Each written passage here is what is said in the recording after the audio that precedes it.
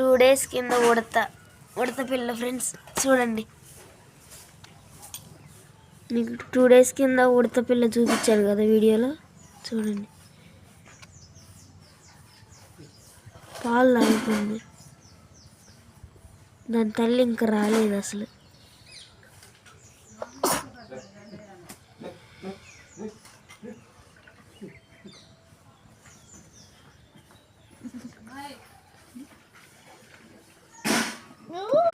बोले बोले